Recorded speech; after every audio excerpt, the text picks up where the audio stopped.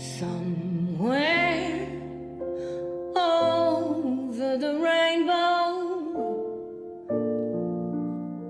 way up high,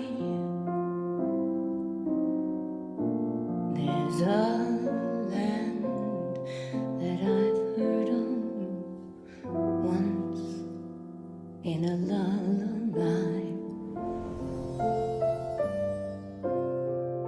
Somewhere over the rainbow, skies are blue, and the dreams that you dare to dream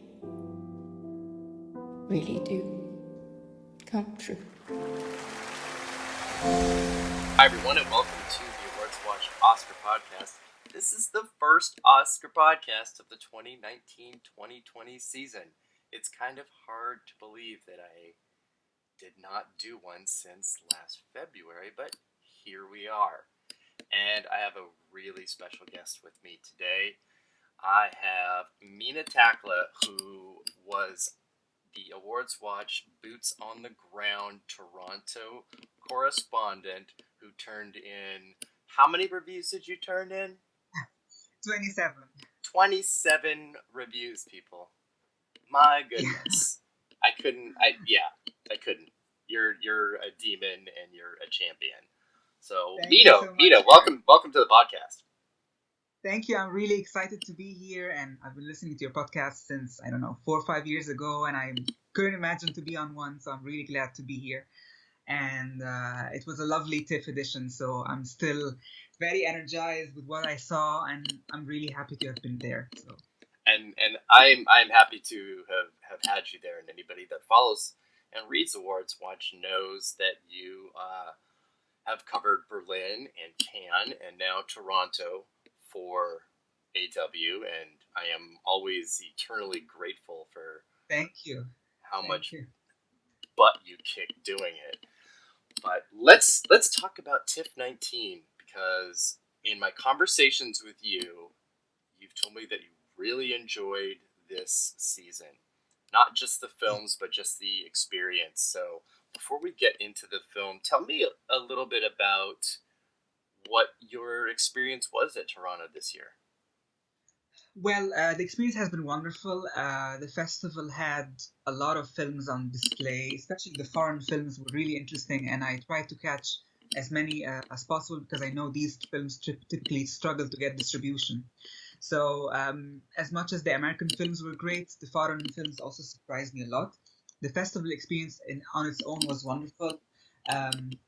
The access I got, I'm really grateful for the access I got. The festival was extremely organized and the volunteers were amazing, and it was really great experience overall. And I was particularly happy to catch a lot of foreign stuff. And yeah, I'm excited to talk about them, of course, as well as the films that we will catch in the Oscar race for sure. Fantastic. Yeah, I did Toronto last year for the first time, and I would agree with you. It was a tremendous festival and just beautifully run.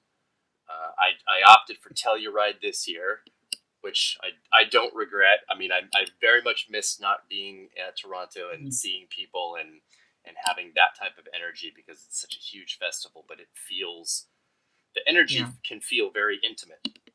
I missed it, but yeah.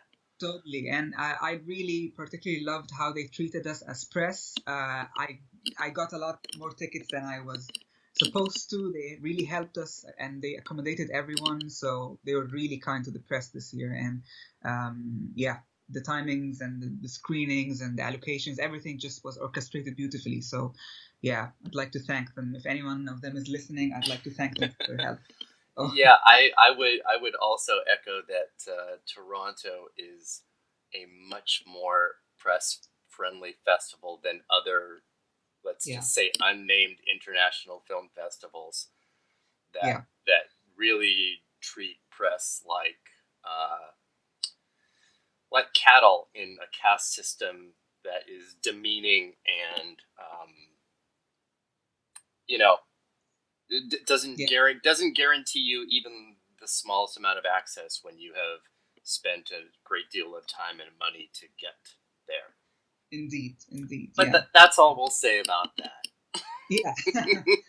We'll keep it vague. We'll keep it just there and stick with Toronto. And you published your TIFF 19 wrap up, Yeah, which included your top 14 films and your top 8 performances, male and female. yeah. And it's a really great list. It's multinational, Yeah. and I will say one of the great things about having you on board, Mina, is that your international film reviews draws in such a great audience.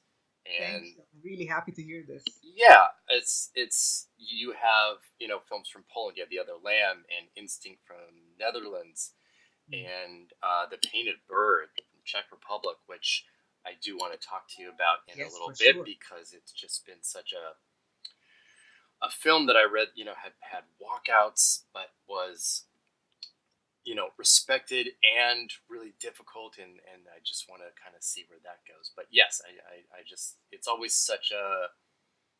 such a wonderful addition to AwardsWatch to Thank have you so much. your Thank you. international perspective. So Thanks a lot. I'm hoping through these reviews we highlight more of these foreign films that typically don't get distribution and a lot of people don't get a chance to discover them until, a couple of months later. So I'm really hoping we're making a difference.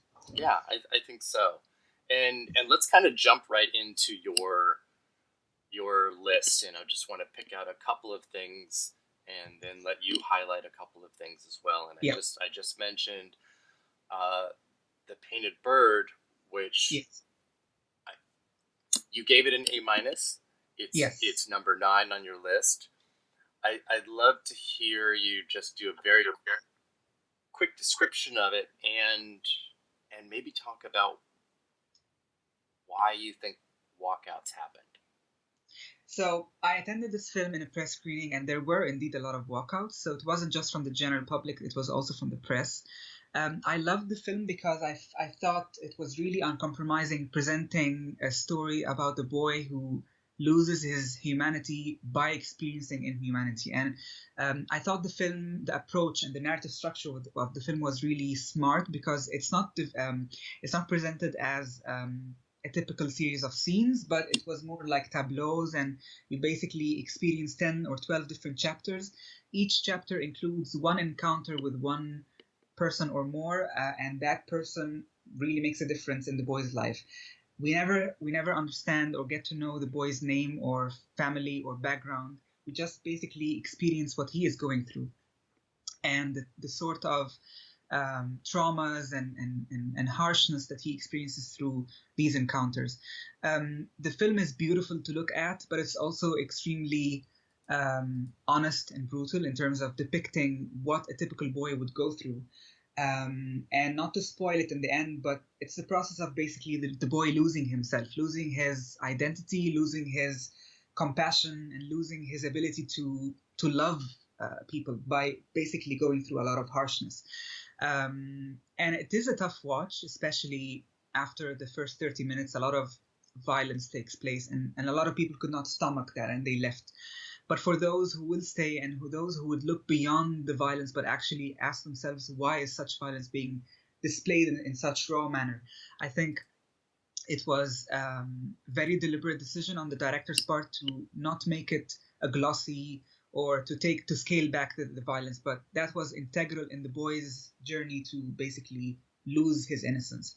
The film, of course, is based on a novel, so I did read the novel. So for me, it was actually a very accurate depiction of what's going on through the boy's head and through the boy's world. And I just thought he captured the story beautifully. And it was also an 11-year journey to the screen. So the director did face a lot of difficulties bringing it to the screen, especially due to financing issues. So I just thought it's really brave and really, really well done, and really beautiful to look at. In the middle of all the violence, the director was able to also find a lot of hints of beauty. Not all the people the boy meets were actually harsh or were actually abusive. He did meet a lot of small but bright spots along the way, and that was also part of his journey. So I just really, really love that film.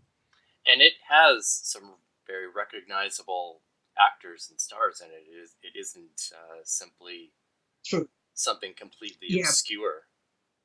that's true. Although what was surprising for me that some of these big stars appeared in just a scene or two, and mostly they were silent scenes, and that showed how much they had faith in the project. So they didn't have long or big parts to play. And basically, it's the boy's narrative. So he, along the way, when he meets different people, most of these people he meets are indeed well-known names and well-known stars, but they don't spend enough on screen. And the camera remains fixated on the boy's perspective. So the boy is a non-professional actor, and what I liked about it, it wasn't also very, the drama wasn't overplayed, so he doesn't cry a lot, and he doesn't, no plate smashing, screaming scenes, but mostly his inner process, his inner, the way from within he deals with grief and pain and agony and all these things. So. And also there's a lot of shock in it because he is shocked to experience all these things. So by the time he actually processes what he's seen and it reshapes his character, that happens towards the end of the film. So, and most of the people who walked out didn't really wait until they get to see that transformation in the boy. So, yeah.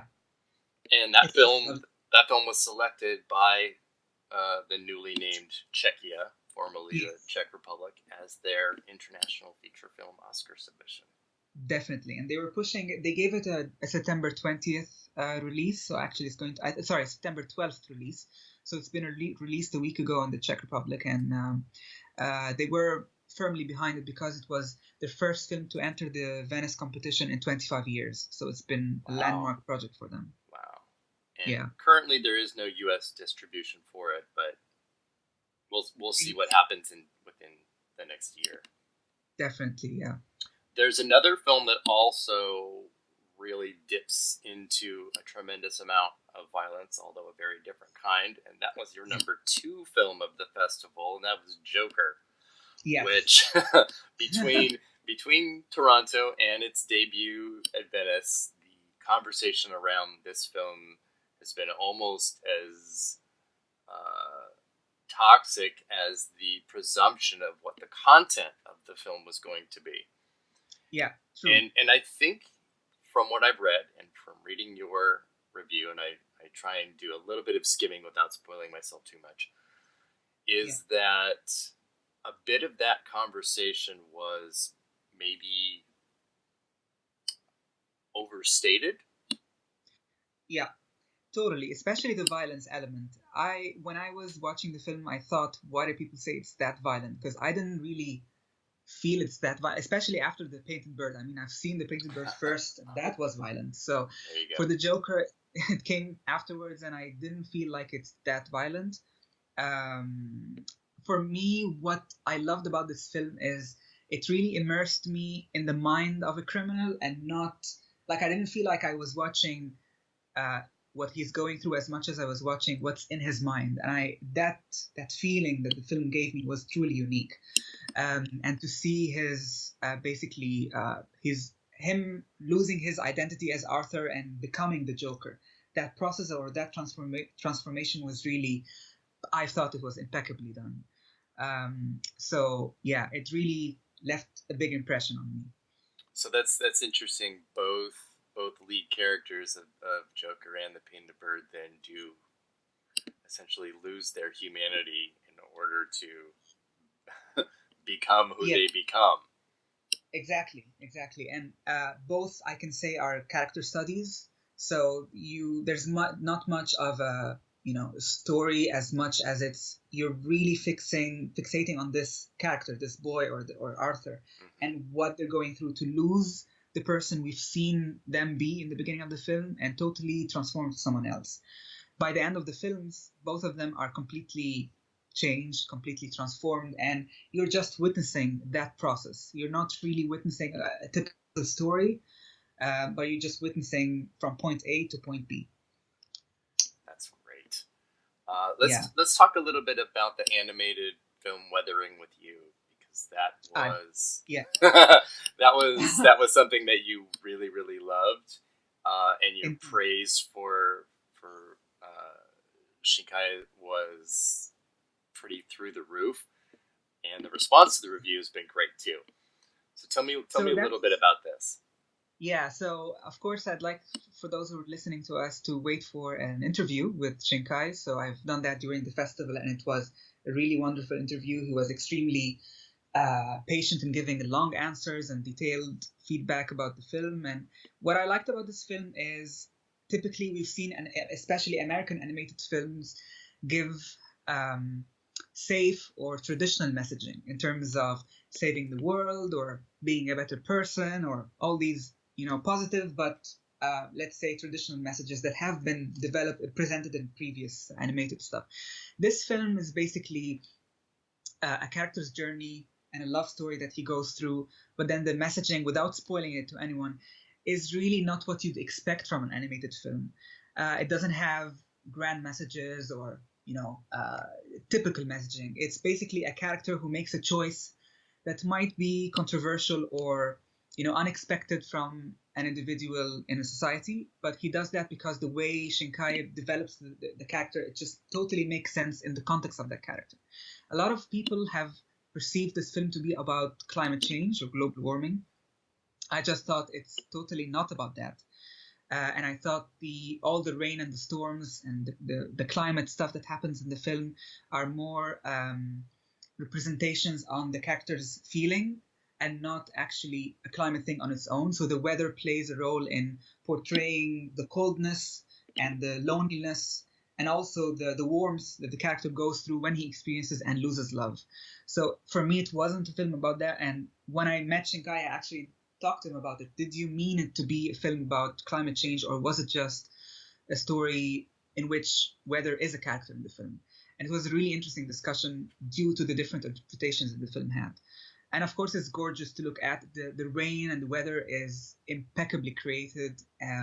You really feel you're immersed in basically a lot of weather changes, and you feel you're really seeing and sensing the rain, sensing the storms, and also the film has some dark elements too, because the character goes from a rural area to Tokyo, and he's lonely in a big city, and we see how youth can be manipulated and without spoiling what I mean, but basically we see how how loneliness in a big city can affect them psychologically as well.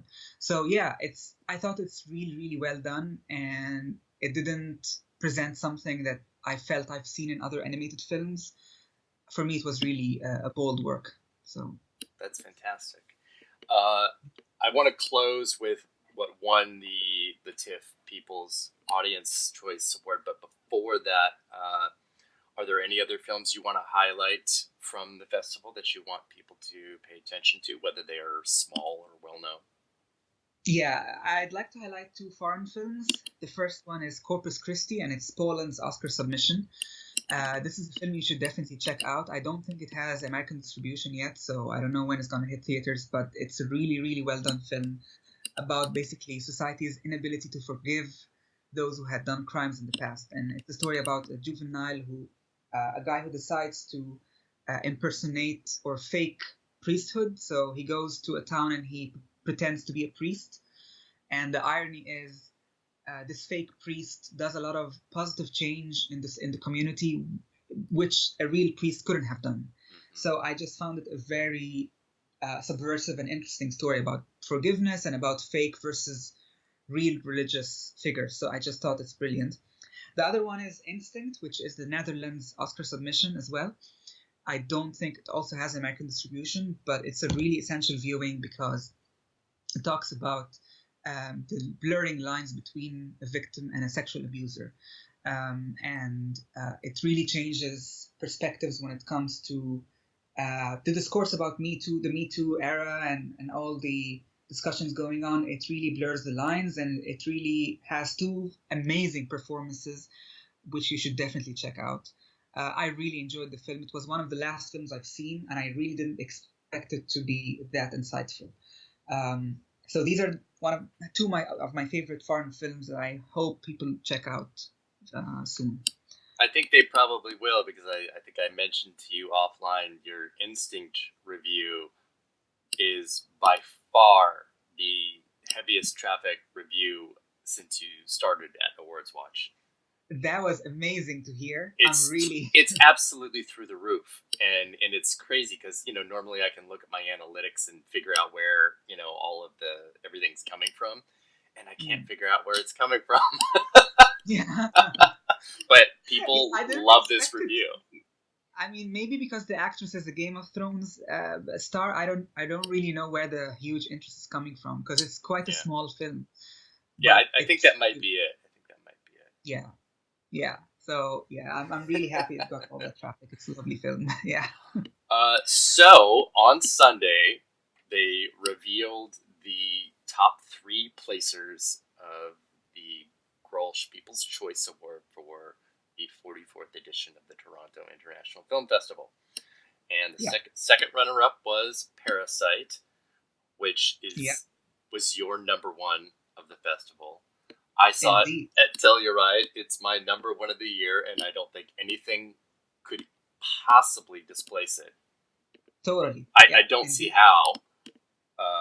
I actually, if this doesn't get a Best Picture nomination, then voters are simply lazy, because they haven't really watched it. I can't picture a voter seeing this film and not voting for it. It's so insanely amazing. So I really hope it gets a Best Picture nomination. I think so, and we can definitely dig into that in a bit. And the first runner-up was Marriage Story, which was let me look at the list, your number 6.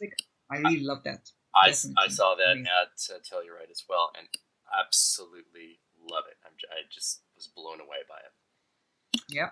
But the winner, which some people did predict and some people thought might happen, was Jojo Rabbit, which got an honorable mention from you, but not a placement. And I'm fascinated by this win, because right after its premiere, obviously the audience response to it we saw and we heard was tremendous. And then the reviews came out, and they were not. And especially when you look at the absolute split between Metacritic and Rotten Tomatoes, which was like 52 on Metacritic and 75 on Rotten Tomatoes. And that's not that common to have a split that big. And I'm curious as to your thoughts as to why that happened, because then IndieWire just released their annual critics roundup of best films and performances, and there was 322 critics polled, and Jojo Rabbit was number 3. So what is going on here, Mina? So I attended this film in a press screening, and there were a lot of clapping, by the way, and a lot of applause afterwards. I try to avoid reviews before watching the movie so I can write as objectively as possible. So when I filed in my very positive, I gave it a B+. I really liked the film. I was then shocked to see the reviews, because the energy in the room was just quite positive, and then the reviews came out. So I think my only issue with the movie, I think, was a big issue for others, which is the Hitler segments in the film. Taika's purpose was to make something that is extremely funny and also oddly touching in a way. And these Hitler segments were presented to mostly a comedic effect. My takeaway from these is that the movie could have been way better if he removed these segments, although they did occupy a lot of comedic portions of the film. So they made a lot of people feel it's touching, but it's also funny and enjoyable and entertaining. I just thought this was my only gripe with the film. A lot of critics, I feel, did not feel comfortable with presenting Hitler in any comedic effect, and I feel all the Nazi jokes in the movie, they weren't comfortable making them funny, and they didn't feel it's funny to try to, I don't know, put put a Nazi character or Nazi ideology in a comedic way. I thought this was the main thing that caused the film to be quite divisive in terms of critics. But for the audience, I didn't watch it with an audience, but even the press and the screening, they were clapping and they were really enthusiastic. I think for the audience, they were quite forgiving of the Hitler part, and they totally saw what Taika was aiming to. He wasn't trying to sympathize or to create any sort of redemption for Hitler, but he used these scenes to integrate them with the boy's own journey, because the boy is basically radicalized, and then he sees what empathy is, and he sees different perspectives on what he was spoon-fed due to Hitler's ideology. So I thought for the audience, they quite enjoyed the Hitler scenes, and I think for them, they didn't really take issue with this. And I thought it's for your enjoyment. When you watch the film, it's either you're on board with it, with the Hitler stuff, or you're not.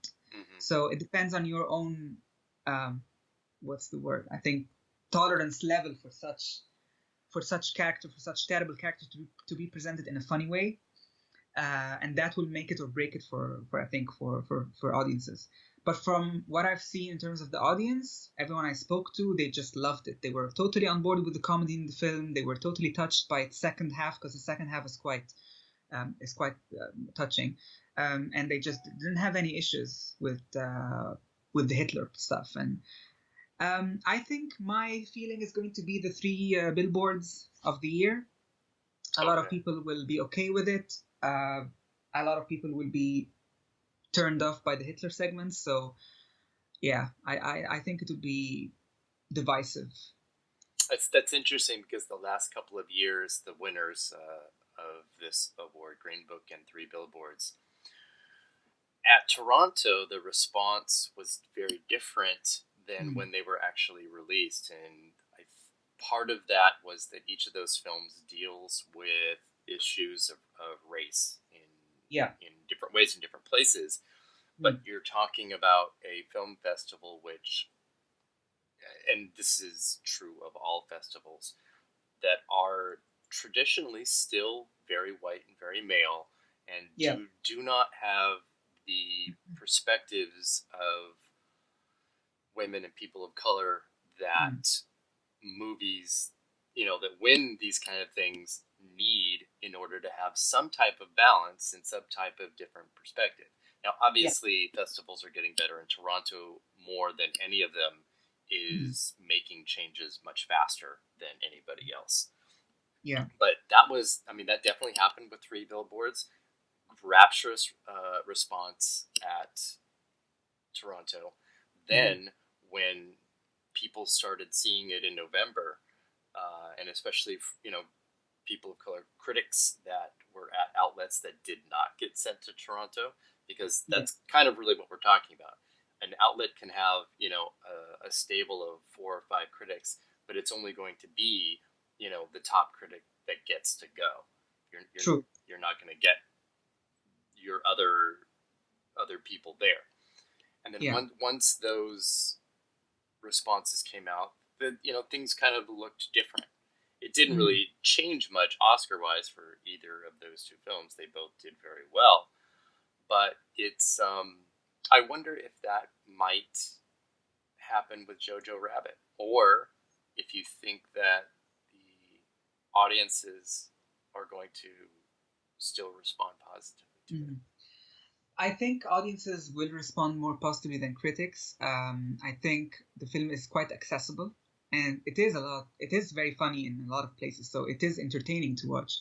And also, it has an important message, which usually helps films in the Oscar race, because it's basically a film about, being anti-hate and how to coexist and be able to have empathy. So it's a film that will have the importance tag, especially if you compare it to something like Marriage Story, which is quite an intimate look at marriage, but it doesn't have like an important feel to it as much as something like Jojo Rabbit or even Green Book had, again, a message of tolerance and a message of, empathy and all these things. So I feel like this really helps Jojo when it comes to the awards race, and I also think the film is really well done in terms of the costumes and the production design, and it's really on a technical level, it's brilliant. I just think audiences will not really look at it from the same perspective of critics who were just totally questioning the Hitler parts and can we make fun of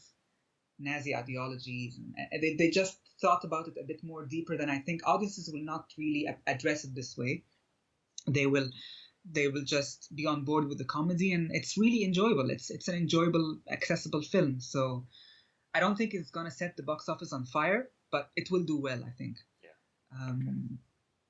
Yeah. Well, this is a good place to jump into the Oscar conversation, because each of these three films that placed all stand an absolutely outstanding chance at a lot of nominations.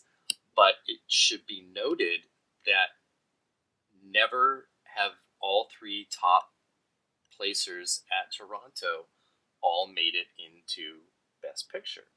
Yeah, I think that's going. I saw it on your Twitter account. I think that's going to change this year.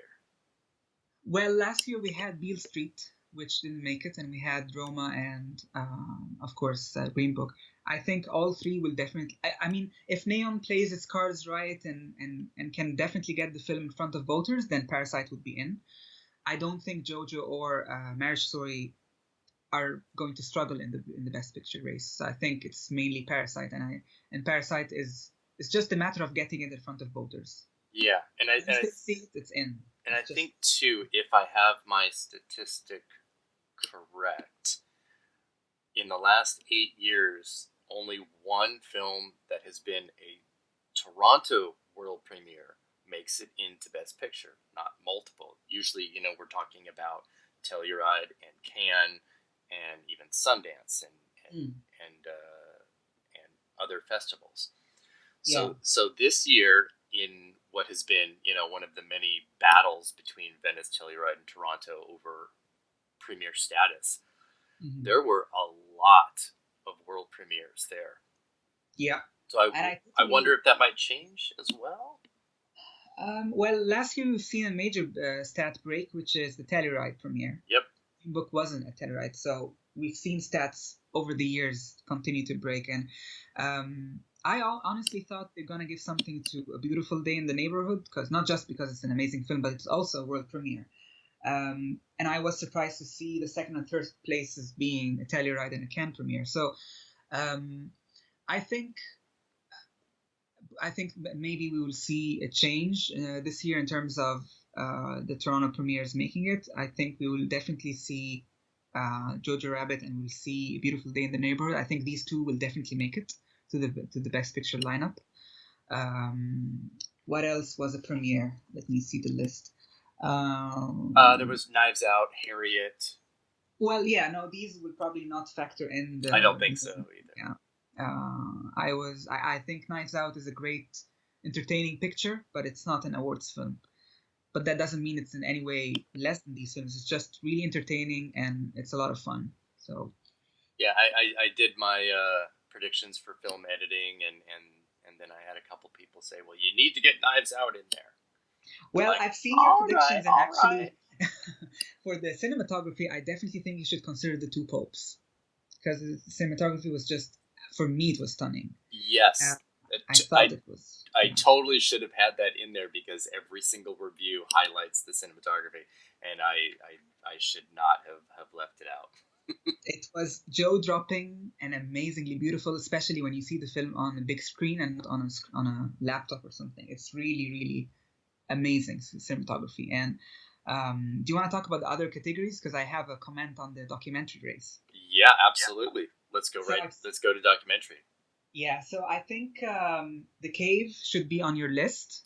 The Cave just won the People's Choice Award for the Best Documentary Feature at Toronto, and it's really... I know there are two main Syria-themed documentaries which will be in the race, which is For Sema, which is a documentary that premiered in Sundance, and it also was in Cannes. It was rapturously received.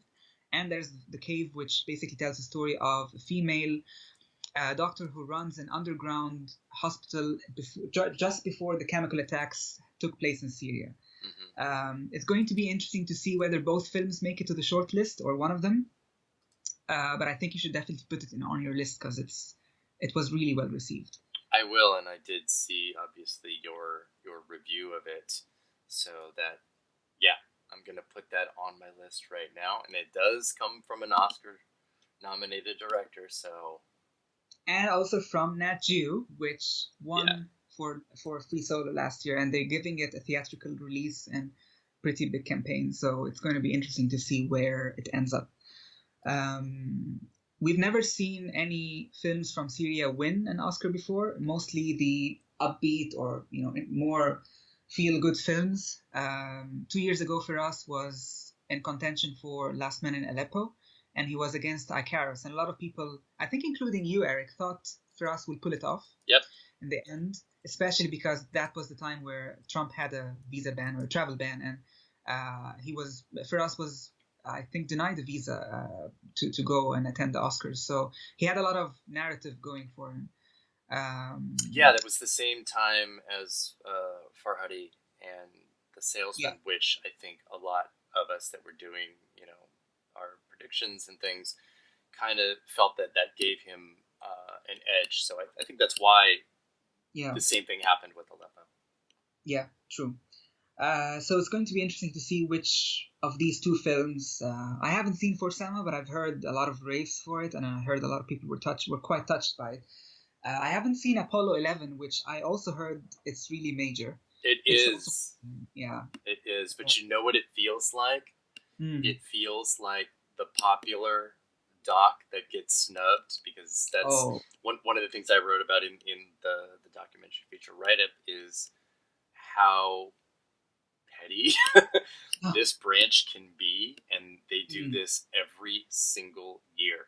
They take the film that is clearly the favorite and they deny it a nomination. It happens it still happens. Last year we've seen Won't You Be My Neighbor get snubbed after 20 million in the box office or something. It was really a major hit. And then Jane before that, which was by the longest stretch imaginable the most popular critical documentary of the year. I think also we should consider Collective, which topped the IndieWire critics poll. So that was interesting to see. It came in first place, and I haven't seen it at TIFF, but I'm very curious to watch it. I wonder if critics will push it in their end-of-year awards. Did you watch it? No. I'm seeing For Sama, I think, next week. But no, I have not seen that. Yeah. So that one I missed at TIFF, but it looks interesting. And I think Ford v Ferrari will be a major tech player. The film is really well made. Yeah, I loved it so much, and it's I think I said it somewhere, but it's certainly not a subject in a film that speaks directly to me. Yeah, but I loved it. It's exciting and it's thrilling. Yeah, I thought it's amazing. And one of the interesting also races for me will be Adam Driver versus Joaquin Phoenix, the actor race. And my thinking is that Adam will be the critics' pick and Joaquin will be the industry pick. Really? Yeah, I think it's going to be another Rami Malek or another Casey Affleck versus Denzel Washington or something. I think Joaquin is going to have a lot of industry support, and I think Adam Driver will sweep the critics. So because he's amazing in the film, but I just think ultimately, and given the box office appeal of the Joker, and I just think Joaquin ends up taking it. So I do have them, spoiler alert, at my number 1 and 2. Once those predictions come out in a couple of days. Yeah. But I'm giving Driver the edge because I give Marriage Story the edge over Joker. Oh, definitely, in terms of the Best Picture chances and the overall strength in the race. Marriage Story strangely reminded me of Manchester by the Sea. Not in terms of the content, but just when I think of the film's position in the Oscar race, I feel like it's definitely going to make a play for the screenplay, and I think it's going to have one or more actor wins. So I think yeah, it's going to have 2. I think Scarlett is probably taking it. I felt Driver was a lot better than her, but I think Laura Dern is. I don't think Scarlett Johansson's winning. because the actor race, do you think they're gonna give it to Renee again? I don't think so. Even though she's amazing, but I'm really torn because, when I started doing predictions for 2020 Oscars in April, it's only been Cynthia Erivo, and that's it, and it hasn't moved, it hasn't budged. But obviously that was going to depend entirely once the film was seen and where it was seen. Because this is actually something that I thought was going to debut at Telluride and not Toronto. Right. Because that means Focus Features had no films at Telluride, which was crazy. Did this happen before, or is this the first? It's the first that I can think of, and it's still really surprising to me because they even brought Darkest Hour there because they knew that Gary Oldman was the front runner, and I think it was a huge missed opportunity. But the film was seen, and the reviews are modest, really at best. And then what happened was Judy was the film that premiered at Telluride instead. Yeah. And again, the reviews for the film are only slightly better than Harriet, but obviously the reviews for Zellweger are through the stratosphere. Totally, yeah. And they're both going to play the awards game really, really well. Erivo's been playing it since before she got cast. She wants this. She wants to complete her EGOT. Yes. And she's extremely aware of it. But and obviously too, it goes without saying that there has not been a Black Best Actress winner since Halle Berry, which was 2002. Wow. And this, to me, seemed like the most realistic and most likely to happen. But now it doesn't really seem like that so much. It's going to be tough, and I think the reason is because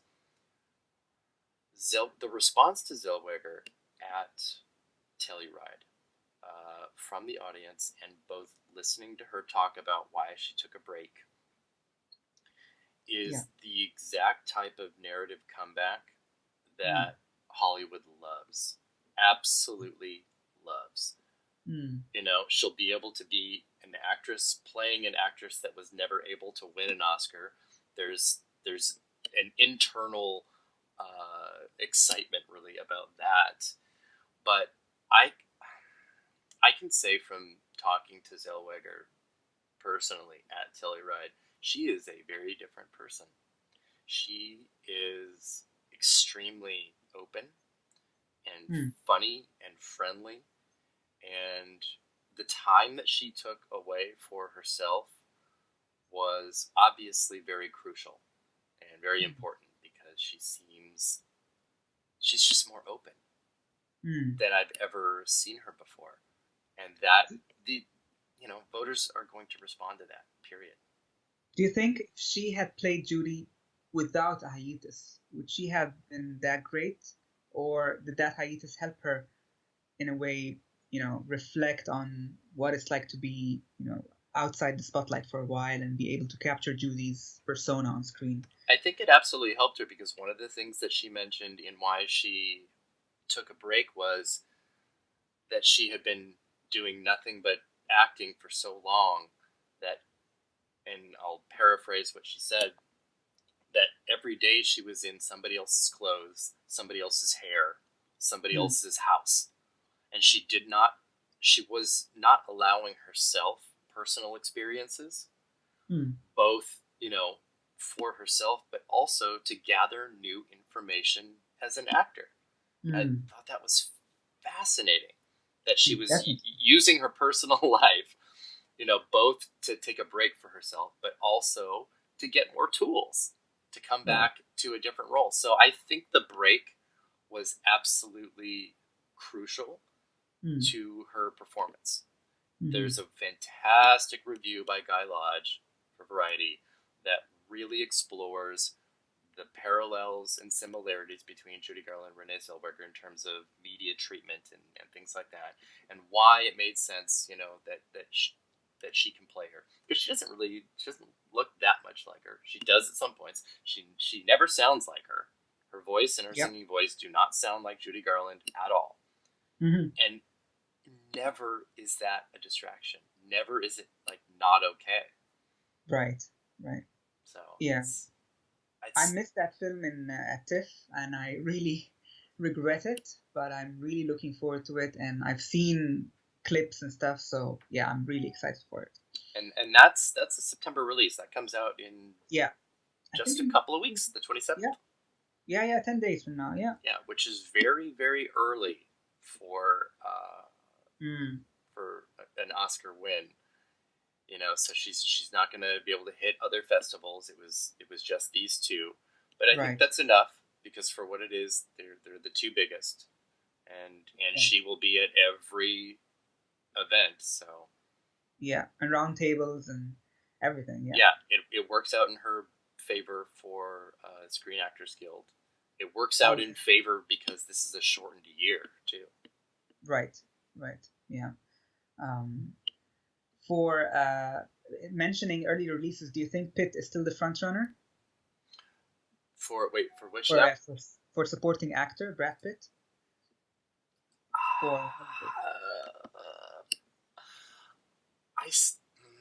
Until I publish, I still have Tom Hanks at number 1 and Brad Pitt at number 2, but I don't know. So the thing about Tom Hanks, I know he keeps getting snubbed, but he just blew me away in this film. He was so good in Beautiful Day in the Neighborhood, and he was good not just in his lines and dialogue, but also in his silent moments. He really captured something quite special in this role. I really loved him in this.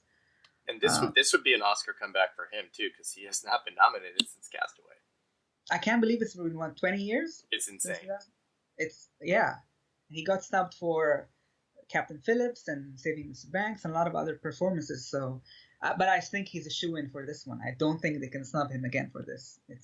I think so too. I feel that way, and I would have felt much better had A Beautiful Day in the Neighborhood placed at TIFF. Yeah. But I still feel really good about him. I'm curious about Brad Pitt's, I'm not going to campaign thing. Right, I've seen that. And how that's going to work out for him. It's kind of ironic because, as a producer, he has hosted these kinds of events himself. He just did last year for Beale Street. Yeah. And so I'm curious to see how that will work out for him. I think it's going to be a positive. It's going to be one of those no campaign is the campaign. Right. Yeah, he never won an acting Oscar, although he's a winner for 12 Years a Slave, right? Mm-hmm. So, as a producer, so... Yeah, I feel like it'll be like the, what I call the reverse Clooney. So he's going to get Best Picture first, and then he's going to get the acting prize, right. But I don't know. Yeah. I really also loved Anthony Hopkins, who's been quite away from the Oscar game for a long time, and I thought he was absolutely brilliant in The Two Popes. He was really convincing. So. Yeah, I'm seeing that next month. Speaking of, what are your thoughts between Hopkins and Price on this? Not simply, supporting and lead, but I read a lot of reviews, and they are both so glowing for both of them, and I couldn't really tell if people preferred one over the other, or if they were really kind of together. Well, they were both amazing, and I'm in the minority who preferred Hopkins to Price, even though Price was absolutely amazing in this. And everyone I've spoken to preferred Price, but didn't deny that both of them are quite magnetic on the screen. I just felt Anthony Hopkins delivered for me a slightly better performance because he was someone who he played Pope Benedict, who was quite controversial and also traditional, and he has some sort of redemption arc in the film because he was quite against a modern church, and he was against Pope Francis at the beginning, and he quietly realizes that his stubbornness led the church to nowhere, basically, and he kind of decides to tell his number one competitor that he's actually better than him, and he admits that it should have been him, you know. So I just felt I was really touched by Hopkins' performance, and also he plays a German who's quite stiff in dealing with people. He's not good at making connections, and you see this in quite a lot of small scenes in the film, where, for instance, the gardener in his in his, what do you call it, mansion, or his HQ. When Pope Benedict enters the place, he's able to connect with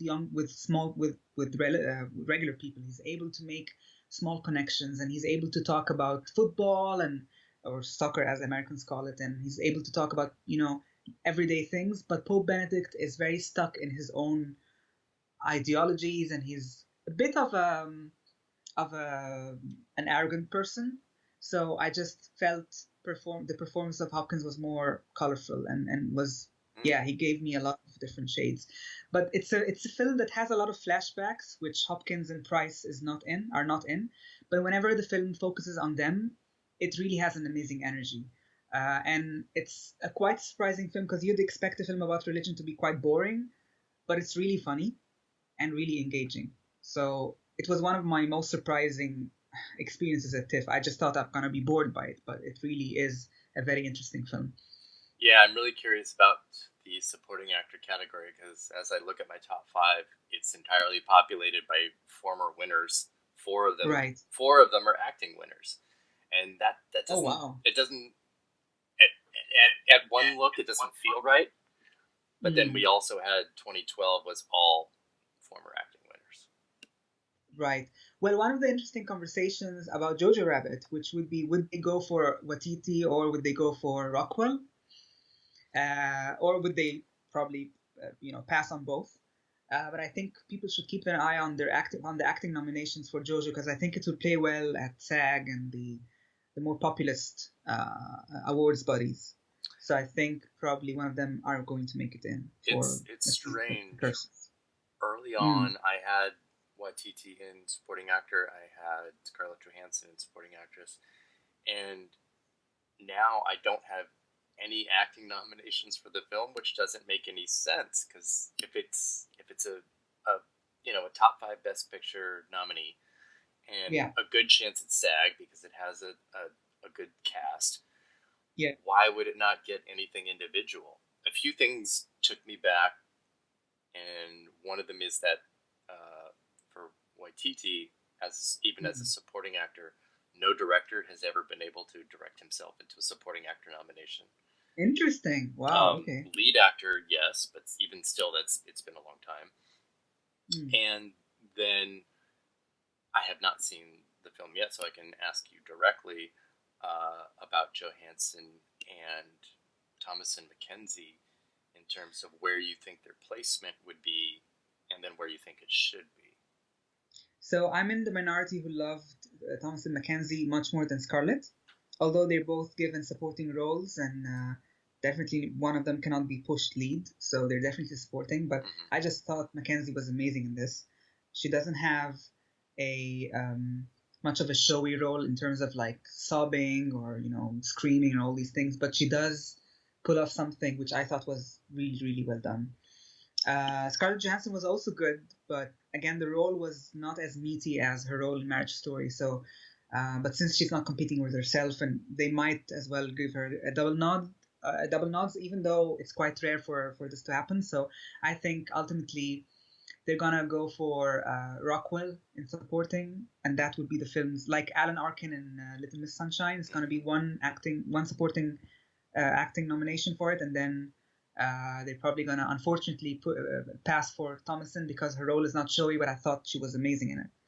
And I don't think Waititi's gonna make it. That's just my take on it. But I think Rockwell, who's now like nominated every year after being ignored for so long, so I think now he joined the club, in a way. So I think and also because his role, he has like some sort of arc in the film. Without spoiling it for people who haven't seen it, he does change in a way. So he does have an arc. Again. Yeah. All right, great. Yeah. People choice winner, bad guy becomes a good guy. Yeah, it's exactly Well, I just moved him based on that. So, oh my goodness. Well, I think I think he's gonna make it for SAG. Let's just keep it for SAG and the Globes. If he made it for Vice for the Globes, which was a much smaller role and more like a cameo, so I think he's gonna make it for SAG for sure. Yeah, I think his Vice nomination was the ultimate Afterglow nomination because it was a nothing performance. Yeah. So So I think he has good chances. Now, whether the Oscars will go for it, it depends on the other contenders. So, and it's and still early. Yeah, and I don't know if The Irishman has any potential supporting, or are they all lead? Because that also is something we haven't seen. So that might change. Yeah, I mean, we don't know yet. We'll know more at the end of the month when it premieres at the New York Film Festival. So I do have somebody there, and so we'll hear back from that when it does premiere. I think presumably it would be Robert De Niro in lead, and then Al Pacino and Joe Pesci in supporting. Right. But I'm kind of I've gotten a little cold on The Irishman, so I don't even have Pacino or Pesci or De Niro in top fives at this point. Again, spoiler alert for my upcoming predictions. So you're thinking it's going to be another Silence, or better, or a bit better than this? I'm not sure if it's going to be another Silence. I just think that Netflix's priority is Marriage Story, and it's pretty obvious. It's the only film that's going to hit all the major fall festivals.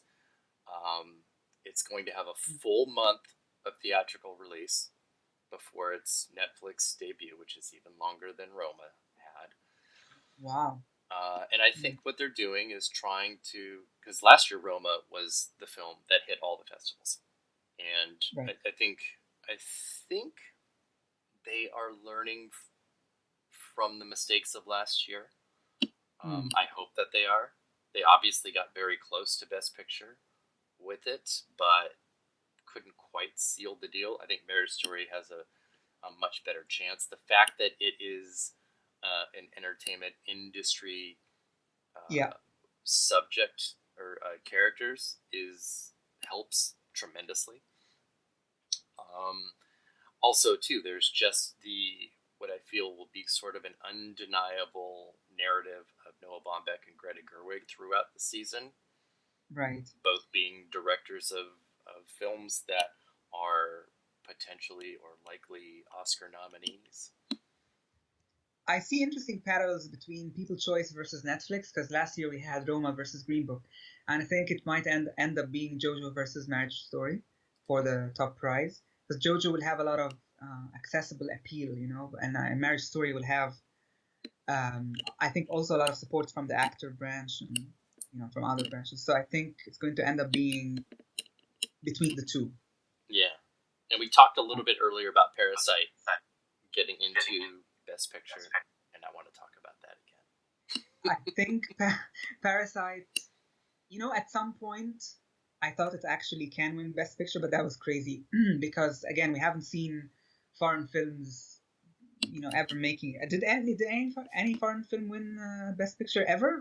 I don't think happened. Yeah, and I think Roma came quite close, but it didn't make it. Although I think Parasite is actually a lot more accessible than Roma, even though Roma is also, touching and all these things. But I think Parasite can appeal to those who typically don't like foreign films. I've seen people who told me personally that they've never seen a Korean film before, and they just adored Parasite. So I think it has this accessibility factor. I just hope voters see it. I hope they just put it in and put it in the, take it from the pile and watch it. That's my worry. My worry is that they think, we'll just put it relegated to the foreign language category and that's it. I'm just scared of this. Yeah. I don't have too much faith that SAG will go for it. I just don't. Yeah, me too. I don't think they will touch it. No, they didn't touch Roma. So yeah. Although I think it has more appeal, more accessibility. It's funny, it's touching, it's everything, and it's really entertaining to watch. So maybe that can help, but I don't think on a SAG level. I think it can help in the Oscar race itself. Yeah. On the other hand, there is another largely foreign language film that I think can play really well with SAG and elsewhere, and that's The Farewell. Oh, right. Yes, I've seen that a month ago.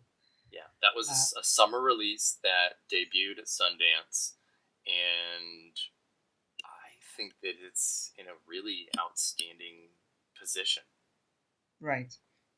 I think Aquafina being beloved and being quite a rising star, and I think SAG likes her a lot. I think that might help them put it and watch it and pick it from the pile, Yeah. Whereas Parasite doesn't have, big names that American voters are familiar with mostly. So I think that helps and gives The Farewell an edge. But I don't think The Farewell would make it to the Best Picture race. I know many people are thinking it's gonna make it. I think it's oddly enough, I think Parasite would be more appealing if voters watch both. I think The Farewell is the sort of like Farewell reminded me a bit of The Big Sick. It's totally different subjects, but I think in terms of an awards position, I think it's something that can and will probably get a screenplay nomination and also probably 2 actor nominations. But I think on a Best Picture race, I don't think it's gonna make it. I have heard that comparison before, and I rebuke it. So tell me your point of view. I do think that it's in. I think it is actually a top 5 film. Wow. Okay. I think A24, again, like Netflix, might have learned some lessons about last year about how and what they're going to push. I think they really thought that Hereditary and First Reformed were going to play better than they did, but that was the risk of putting those films in spring and summer, and then fall came around and they didn't have anything that was going to be their fall film, their Moonlight or their Lady Bird. And again, they took a risk this year by putting The Farewell in summertime, and it ended up being a really great box office success. Yeah. I think that both Best Picture and Best Director have a chance to expand their ranks this year in a way that they haven't. And I kind of, especially at this point, I do this every year where I look at, foreign language film directors and especially women directors, because we have a huge section of great women directors, all that should, by any stretch of the imagination, be in this conversation. True. Including Lulu Wang. So again, spoiler, I have Lulu Wang and Bong Joon-ho in my top 5 right now. Oh, that would be amazing. Although I also wish Marielle Heller makes it, because I thought she was also brilliantly directed Beautiful Day in the Neighborhood, and she's due for some attention. So I hope she makes it as well. It would be great. She was in my top 5 for a long time, and I don't think is going to be now, because the film isn't playing any other festivals either. It's weird what they're doing with it. I think its box office would be great. Me too. And I think that will help her a lot. I think it's gonna cross $100 million. I think so too, and I have for a while. But at the same time, it also has to. Right, exactly, to stay in a good position for sure. Yeah, I agree. It has to. Yeah, but I think the documentary showed us that there's a lot of interest in Mr. Rogers in terms of as a film going experience, and I think this film is quite accessible and really, really well done. So I think it's definitely going to be a big hit. I'd be surprised if it doesn't cross 100 million. I think too, because any Oscar season has to be looked through the lens of what's happening socially and politically. Yeah. And you can look at the last few winners and highlight that even. Right. And something like A Beautiful Day in the Neighborhood, to me, feels like the empathy that is lacking in so much of what's happening right now. And I feel like there'll be a gravitation to that. Totally. And I think it was a brilliant decision by Heller to basically have a cynical journalist, which is played by Matthew Rhys, and versus a very feel good guy like Mr. Rogers. And I think that contradiction, or that these opposing points of view about life and how to approach life, I think it made the film way more interesting than if it was just standard biopic, for Mr. Rogers. I think it made it also a very timely experience by watching it and feeling like you do share some cynicism, or some pessimistic versus some of your feel good moments, or it's basically all of us have these optimism, pessimism, conflicting, and sometimes we look at life in a very optimistic way, but then reality makes us question whether things will happen the way we want them to happen. And I think this dynamic between both points of views was really for me, it made the film very interesting to watch. If it was just a standard biopic, I don't think it would have been that interesting. Yeah. And before we close this out, let's talk just a moment about Hustlers. Oh, I loved Hustlers. Because that just opened to $33 million. Yeah. And it was in your top 14 list. Yeah. It's in the 7th place, right after Marriage Story. I really, really love that movie. It is great. And you watched it? Yes. Oh, great. I love this movie so much, and I really didn't expect it to be that great. I thought it's well-made. In the beginning, before I watched it, I thought it's going to be a well-made popcorn movie, but for me, it was way more deeper than this. The direction, the way it was directed was, for me, one of my most surprising experiences at TIFF. I really didn't think it's going to be that great. And of course, the acting, J-Lo, was amazing, and the entire acting team was great. Constance Wu is wonderful. Oh, yeah, definitely. And she showed a very different side to her than Crazy Rich Asians. So I think it was really well done, but I love this film so much, and it did really give me a gangster feel to it. And I just felt it's dark but funny and entertaining, and it really gave me a full experience. So I'm a big supporter of that film. I love it so much, and it's so funny reading, the quippy little comments like, Scorsese in stilettos. Yeah, totally. Yeah. But what it has over, and I'm gonna get savage by whatever. What it has over something like Goodfellas or Mean Streets or some other type of, male-dominated gangster film is that it has all of the components and the look and the feel of something like Goodfellas, but it has so much empathy for its characters, and that comes from being a female-directed and female-fronted film, and it just takes it to a level that a lot of gangster films don't even engage in at all. Right. And totally. and it just it's the thing that elevated it from being just a popcorn movie or just a whatever you want to call it movie. Yeah. And it turned it into something else entirely. Yeah, and I think also I thought it was going to be more like Magic Mike before I watched it, but I think it was very smart to include the scenes between Wu and the reporter, and reflecting on the article that was written, and reflecting on their lives and the friendships she had when she was in the club. And I thought this element gave the movie more, for me at least, gave it more heft, and it turned it into much more than just a Magic Mike, let's have fun kind of thing. I just thought this element really elevated the film for me. And to see Wu reflecting on her years and also when she was a stripper and when she wasn't, when she also went back to being a mom and she was trying to lead a different life, and then she had to go back. And I just thought, as you're saying, it really understood the characters, and it didn't morally judge them. It just understood them. And I think that was one of the strength points in the film. Yeah, it's great. And I am so enthusiastic for Jennifer Lopez's Yes. Oscar buzz on this. I want it to Yes. happen. I'm gonna help make it happen. Yeah, I think she absolutely killed it. I've never seen her. I've seen most of her movies, and I've never seen her that good in a long time. And she was just phenomenal in this role. And I really, really feel she has a shot to win it, not just to get nominated.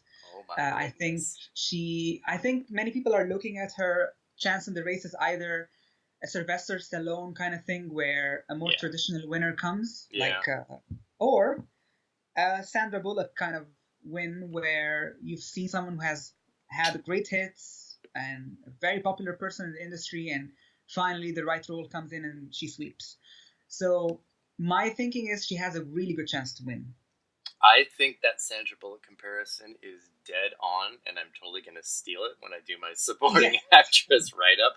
I think it makes a lot of sense. It's so funny, too. The Academy loves Jennifer Lopez. She's been a presenter on the show like Yes. 10 times. They love her. She is going to bring glamour. She is going to bring drama. Can you imagine what she's going to be like on the actors' roundtables? She's going to be amazing. She has the she has the Super Bowl the week before the Oscars. Everything is falling into place for her. And and like Bullock also, she has the box office. Yep. So yeah. So I think it's her right moment. And I've also seen Laura Dern, and she was great in Marriage Story. But I think J-Lo's role was more. She gets to do more. Of course, the role is bigger, but also there's drama in it. There's lighter moments. I think it was more fully fledged than Dern, who was a smaller role. So I would agree with you there. Yeah, but I think she makes more sense as a winner. I just hope that I also thought that Sylvester Stallone is gonna make it. Is gonna get it, and then me too. Yeah, and apparently there's probably like some people who just don't want to reward more like what they probably deem as a popcorn or as a more accessible work, and they want to reward something more challenging or an actor, more serious actor, or so Dern makes sense here because she's been in the industry for so many years, and she's played a lot of great roles. So maybe those who voted for I forgot his name. Stallone. Rylance, actually. Rylance, yes. Rylance, yeah. Those who voted for Rylance and voted for more characters actor, or might think Dern is actually, more worthy of it. So it will be interesting to see. I just hope J-Lo takes it because she was amazing, and I really loved the performance, and I didn't expect to love it that much. Yeah, so.